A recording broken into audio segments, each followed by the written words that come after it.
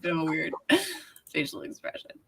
All right. So today we're going to talk about the social media strategy for Winsome. I was thinking about this morning as we put together social media strategies for so many of our clients, and like thinking about the weird stigma that social media has amongst some people and even marketers, where it's kind of like I don't know how to say this without saying it. Essentially, like they think it's like beneath them, right?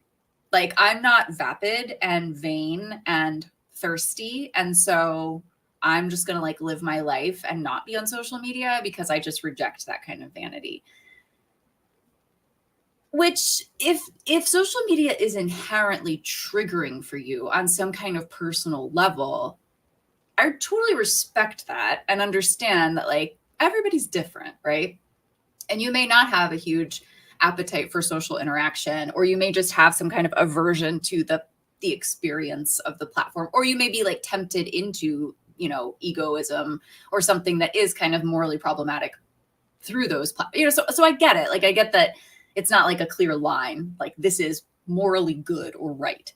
But it's also not morally bad or evil, right? It's like food. Like you can have a healthy relationship with food and food is fine, or you could have an unhealthy relationship with food and food is problematic and you have to work through whatever. Like but food itself is not good or evil. It just exists, right? It's neutral. It's morally neutral. I don't know why I went here. Anyway, my point is that like social media is morally neutral. And I think the best way to approach it intellectually is as a game. It's a game. There are rules to the game. And the funnest part, the most frustrating part from one vantage point, but also the funnest part is that the rules change. And you have to constantly be evolving and adapting and figuring out how you are going about delivering content that gets to the right people at the right time, right? Which is like the entire point of what we do. So as we've reflected on that, and especially as we've grown up the PR practice and as we're kind of, relaunching into the world under this new brand, we've really thought about what works on social media. And I personally love social media. I think it's fun. I think it's interesting. And I like to play games. I like to play those kind of games where there are winners, those kind of games. And I think it's fascinating, right? To think about what works, what doesn't work. And the fact that it's not totally reliant on audience participation. There's this set of distinct rules. I just think it's fascinating, right? And so it kind of went without saying that I was going to accept the moral neutrality and the potential for good of social media, and we were going to leverage it as a brand. That is what it is, right? That kind of executive decision happened. And so then we decided, okay, we're going to do our due diligence. And one of our early commitments between Lauren and Ross and Faith and Chris and I was we're going to treat Winsome Marketing like a client. We're not going to like cut corners. We're not going to ignore our own content. We're going to do this as though this client is paying us a lot of money and we are going to be excellent and, take our own medicine. Okay. So what we did is we put together a social media strategy. We picked platforms, we identified audience, and then we created a content plan that's totally different from anything we've ever done, as you know. And we'll talk through that in a second. What I thought I would do first is to like pull back the curtain for y'all a little bit. And you've had access to this document, but we've never like gone through it together. So I thought what I'll do is I'll go through kind of the strategy document and show you how we're thinking about these platforms and how we're thinking about the content that we produce for those platforms. And then we'll talk a little bit about how we've all been participating in this process and in the execution of it. Moral neutrality. Did we really talk about that? Noon randomly? So silly. All right. Does anybody have any questions? Try to get this up. All right. You can see my screen? Yes. All right. So what's in front of you is essentially our social media strategy. I will pull it over as far as I can. What we plan to do with the new brand is to really exist on 4 platforms. This one is actually currently a question mark. So fun fact, we have now had 2 Instagram accounts shut down and we don't know why. So we're looking into that a little bit. But what we have decided is that we're going to exist kind of on these platforms, and we've defined basically 2 buckets of audiences that we work with. Okay. The first is smaller businesses like startups or mid-sized businesses. So these are businesses that are probably between like 0 and 5 years old. And in those businesses, we work with usually like the founder or the owner. So you can immediately think of people in our book of business who fit that criteria, right? That's an okay audience for us. Our secondary audience that probably comprises more like the majority of our book of business is mid-sized businesses. And these are people where we work with like the marketing director, the CMO, the marketing department, right? We come in as an assist, as a vendor for them and help them with digital strategy and content strategy, right? And execution, obviously. So what we really kind of devised was figuring out these 3 categories, which I think are really interesting and I think play really nicely into the idea of having kind of a defined social media strategy. So the first is thinking about how that audience member is feeling. Okay. Based on what we know they want, they feel, and this is where we start to define the kind of content we're going to create. So if we look at the startup, let's just look at one at a time. If we look at the startup or mid-sized business, they're feeling lost and confused. They don't know where to start. Unless they have launched a marketing agency, whatever founded company or small business this is not run by marketers, right? These aren't people who are professional marketers or salespeople. That's not what they do for a living. That's not their core skill set. So they feel confused, right? Like, do we need a website? Do we need emails? Do we need social media? All these kind of things, right? We come in as the experts, and Lauren was instrumental in formulating these kind of thoughts, by the way.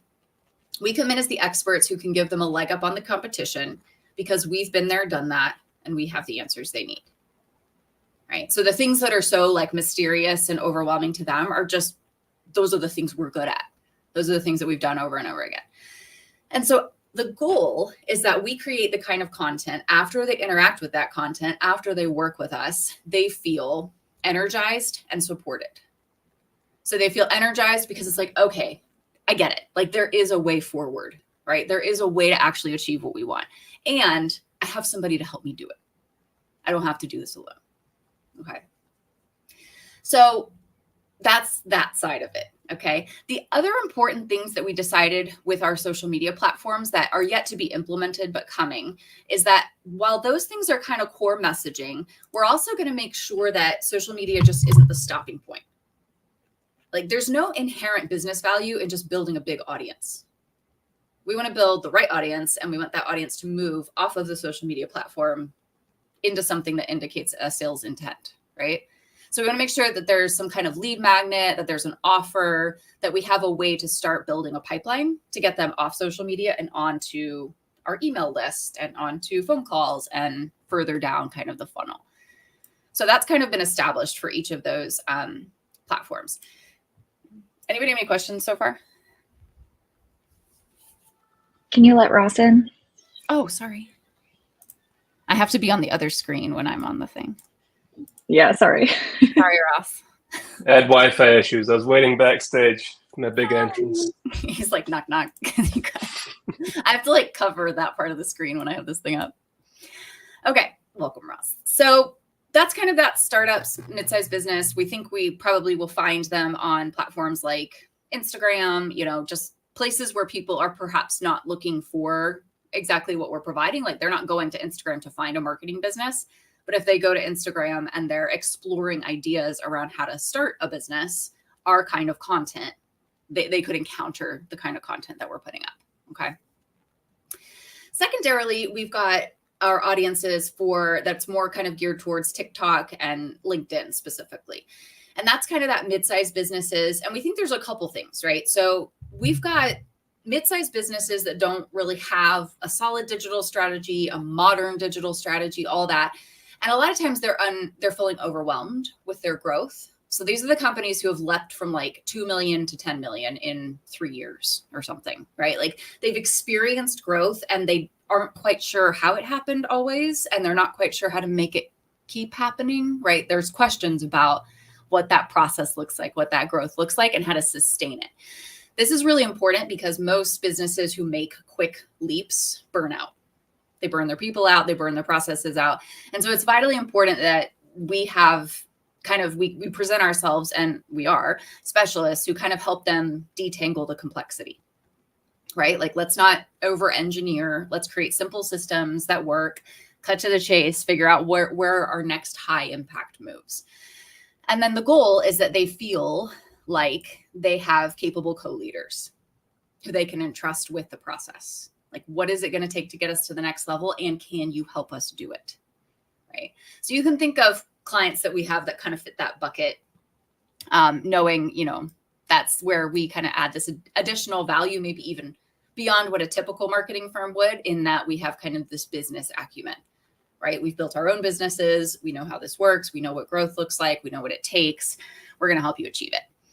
So that's where we kind of go deeper, right? So my LinkedIn, my personal TikTok, is all about talking to founders, talking to other startup founders, people who are interested in scaling their agency. Like, it's the people who are 2 to 3 years behind me, like in the timeline of growth or growing a business, right?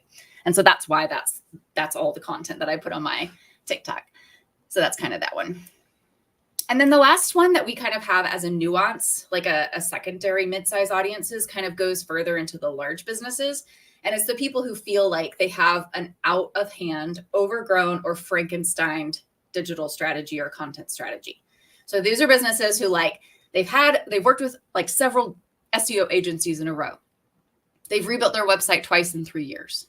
They have plenty of budget. They have a marketing team of like 5 to 7 people, and it's just out of control, right? It's like a totally overgrown garden. They have no control over the weeds have grown up with the flowers. Like, there's just a lot of inherited issues. There's a lot of tech stack kind of incompatibility. There's a lot of siloing, things that kind of you encounter at that more mature stage, where it's like they did traditional marketing before, and now they're trying to do digital marketing. And like, that handoff is not smooth. At least I've never seen it be particularly smooth. So those kind of businesses feel like unsure how to grow. And tech is a big concern. And it's not necessarily about business growth, like in our mid-size client. This is really more about marketing department growth.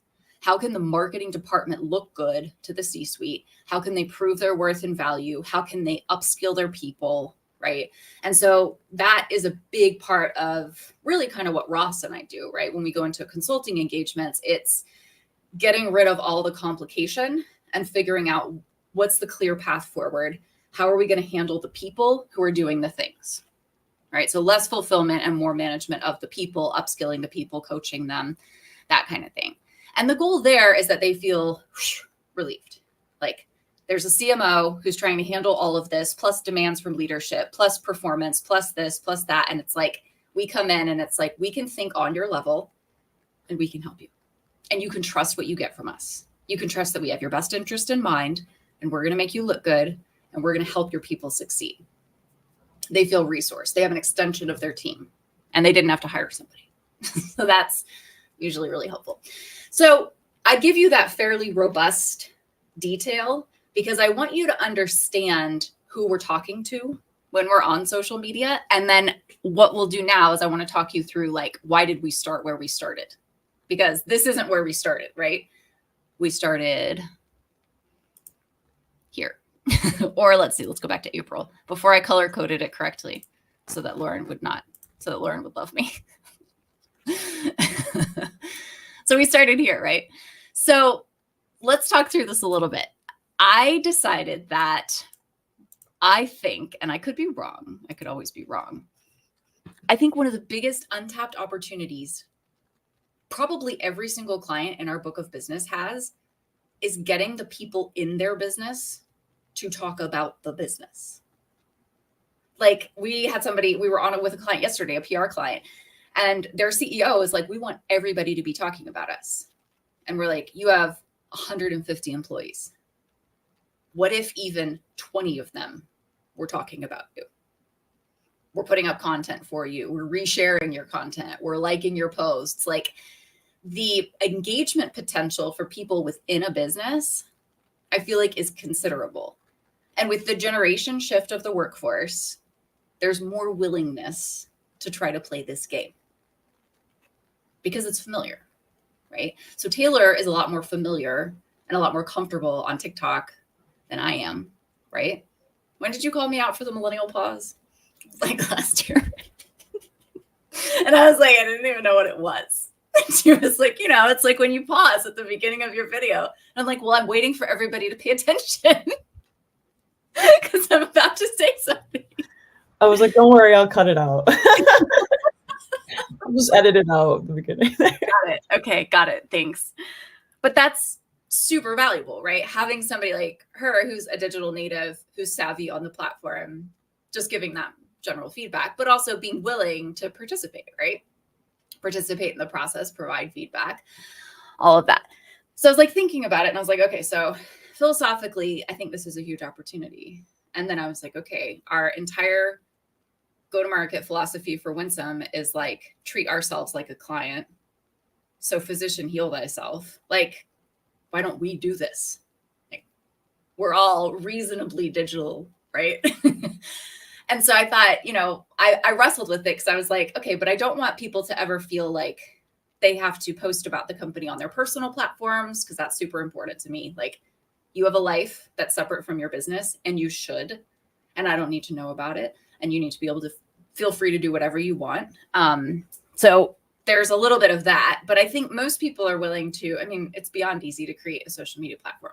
Cass is a perfect example. So Cass joined the PR team and little did she know that I was interested in experimenting with this. And so within like 2 weeks, I was like, okay, I'm going to need 6 videos of you nodding at the camera. And then I'm going to need 3 videos of your hands typing. And then she's like, I've never been on TikTok before. But she she opened a TikTok account so that she had it. Instagram, I think you had an Instagram, but you like never used it, right? You'll see what she has done for us. It is fantastic. She's so good on camera. So it was just her willingness to play the game with us. She had the peer pressure of Faith and I encouraging her to do it. And then after testing that out, it occurred to me, like, we need to extend this broader than the 3 PR girls and have a plan for, like, why don't we do something fun, play this game, create content together. Doesn't have to be personal, doesn't have to be anything that you're not comfortable with. Everyone has a right of refusal, but this is a huge opportunity for us, right? To do something creative together and to have the byproduct of showcasing all of these things, that we are specialists, we are experts, we know what we're talking about, we're here to help. All the things that we want people to feel. I'm not enough, and I never will be. And I'm not everybody's cup of tea. So if I'm the only one who's the face of this business, that puts all of us at a huge disadvantage, right? Lauren can reach people I can't reach because she's not weird. And that's so good. She's so professional and polished and things that I'm just not, right? I mean, I am professional, but you know what I mean? Ross can meet people where they're at that I can't meet because I steamroll them, right? I'm going too fast and you got to keep up. But he is willing to be patient and willing to really listen and make people feel heard, all these things, right? This isn't to say that any of us have carte blanche to not grow. Okay? Like, we have to grow beyond our flaws and weaknesses, but knowing who we are and leaning into our personality and our personal brands, there's an opportunity for all of us to represent a different version of this and to make people feel a certain way. And I want that to be a huge leading concept of what we create at Winsome. Are there any other thoughts about that, or did I miss anything? And then we'll look at how we've done this so far. No, I just think it's so important to celebrate everyone's unique voice and perspective, because that's what's so interesting about our field and what we get to do. You know, marketing is so much about context and perspective and creativity. And so if there's only one voice in that conversation, we're not showcasing this rainbow and vast array of kind of really beautiful thoughts that exist on this team. So it's a new approach and a really fun one. I've had a lot of fun with it. Yeah, and I think on top of that, one of the theses that we have is that people do business with people, right? They hire people, not companies. So if we're all out there showing what makes us unique and showcasing our, our own personalities and what we bring to the table, it helps us reach a much broader audience, but it helps us reach people in new, more personal ways that makes them feel a closer relationship to us. rather than just to winsome the company. I think that's super important and is pretty central to what we're trying to do here. Mm-hmm. Yeah, I totally agree with both of you. I think that's fantastic. I was tired of being the face of the business anyway. And then I think just the fact that all of you have been willing to do this has been such a gift to me, because I don't want to be the point. I don't want to be the template. Like, I want y'all to be able to step forward in your gifts and your talents and your unique personalities that are totally different from mine, and know that that difference is inherently valuable. The goal of this company is not to have a lot of little joys, right? The goal of this company is for each of you to be who you are and be empowered to be that. And for us to, like Lauren said, celebrate that by elevating your visibility. And truth be told, though, yes, I would love all of you to work here for the next, 30 years of your career and then retire. I also value you beyond your utility to this machine, right? You have worth and value as a human being, regardless of whether or not you bring value to me. And so there's something in this too that I think is important for your own career, because personal branding, I think, is essential if you want to grow as a professional, if you want to go up the ladder, if you want to gain new opportunities. It's just such a part of how the world works now. And so I think learning this and establishing this for yourself creates more value in who you are in the marketplace, even separate from us. It's not permission to, quit your job, but obviously you feel free. Okay. So what we're going to go through now is I just want to kind of walk you through what my thinking was with this. So, the idea is, okay, maybe we all agree. It's great that people do business with people. We need more faces on people's social media feeds, on our clients' social media feeds. Like, the more leaders, the more team members who could be involved in content creation, the better it would showcase what that company is, right? From an identity perspective, it makes them more likable, all the things. But I guess then the question is, like, how do you do it? And I can be candid with you, though I am often a little more of like a bull in a china shop. I was actually like, this was like with fear and trembling, because I was like, first, I don't want you to ever feel like I'm using you. You know what I mean? Like, I don't want, like, even when we had our first in-person, like, I didn't want to take a lot of pictures. I didn't want you to feel like you're ever being like used in any way, right? Beyond what's appropriate or comfortable or all that. So it's like, first of all, I don't want them to feel that. Second of all, I don't want anyone to feel like inappropriate peer pressure to do something that they're not comfortable with. And a lot of people, people have varying degrees of comfort about putting their face on the internet and about being on video and all that kind of thing. So I don't know if I effectively communicated that to you when we first launched this. Hopefully I did. Like, DM me if you want your name taken off of this. But I tried to, like, proactively create a little bit of involuntary buy-in, where it was kind of like, okay, your name is here. You can choose to take it off if you need to, right? Which I think, it creates like a bias towards saying yes. So I apologize if I manipulated you there. But I thought it was important, because I think for some of you, it was like you needed the push, you know what I mean, to like do something like this that you may not have done on your own. So you can feel free to judge or process that with me later if you feel wounded in any way. We can get through that together.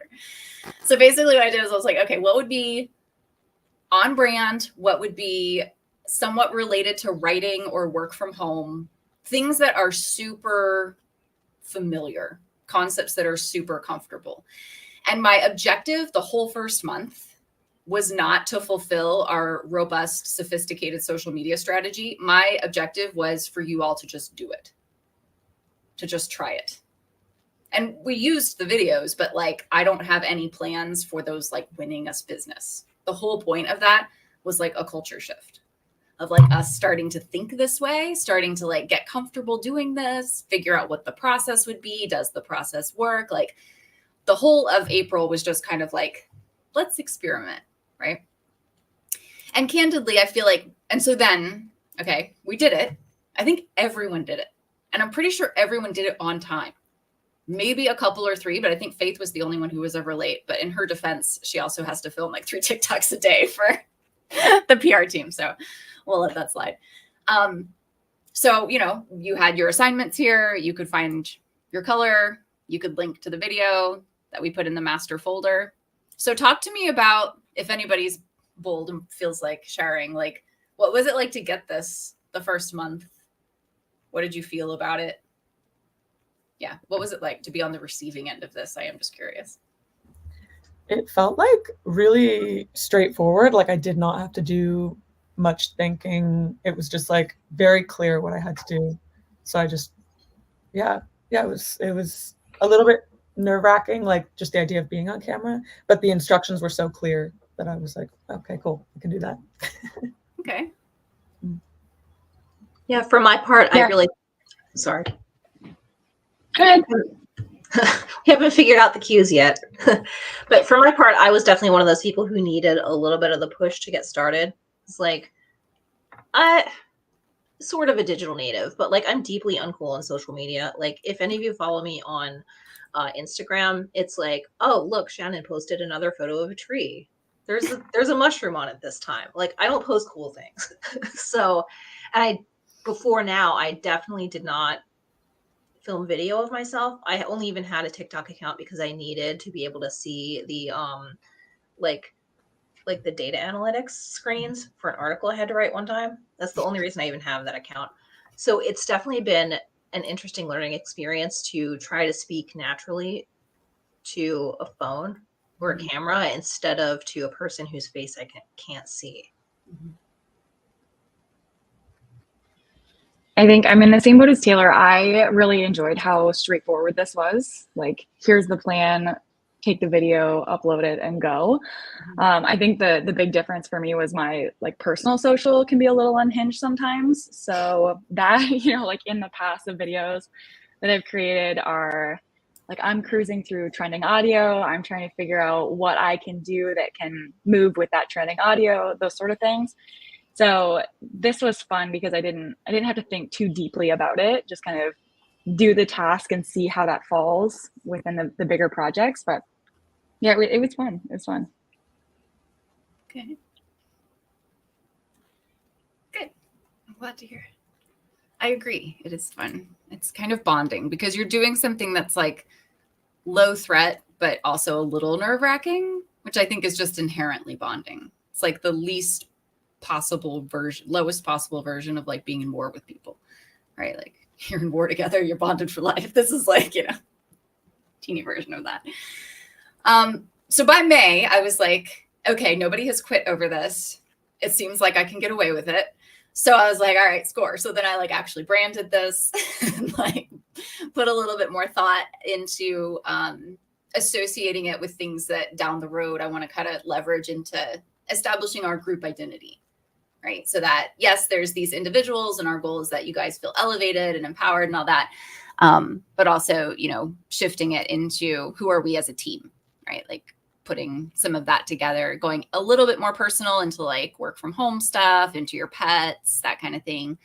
So hopefully that's kind of meaningful. And then we'll be just tracking the data. So, my goal for this month of doing it is essentially to start to make it feel routine. So the first month was like, can we get away with this? The second month is like, okay, yes, we're all willing to do this. It's not too heavy of an ask. It feels straightforward. Now we want to start establishing routines around it, right? Where it just feels natural. And to be candid, I thought it was like the biggest win in the world when whoever slacked today and was like, we should do a video that's like, I'm a writer. Of course who said that? Was that Shannon or Caitlin? Yeah. I was so happy. Sorry, guys. That was my entire goal, was that you guys would start thinking of this kind of stuff on your own. And that it would start to occur to you that like, oh, we could do group videos for this idea. Like you have no idea. Like it's literally like written down on my like biz dev goals. It was like that by month 3, the team will start coming up with their own ideas. So that was like a huge win for me. I was very pleased.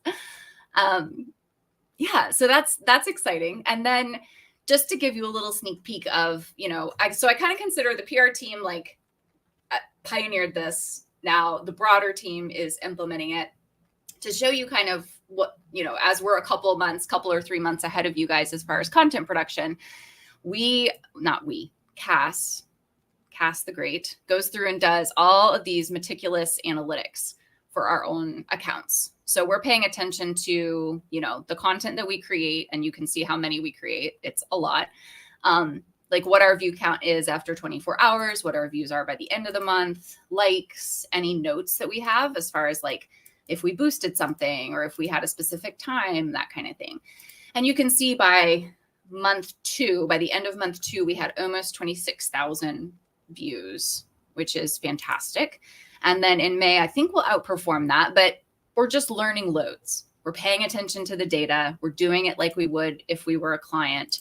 And so that's kind of the next step that we'll have for you guys, is reporting to you on the data without it being like a popularity contest of any kind. But let's just be honest, Lauren's videos do the best. It's because they're long form or I don't know. But yeah, so I'm excited. It's a really different way, I think, to do social media. But I think it's a way worth doing. And we're going to just use ourselves as the testers of best practice, right? And make sure that we're kind of paying attention to all the things that we should and continuing to be creative, pivot, evolve as the platforms change to play this game effectively and win when we can. Any questions?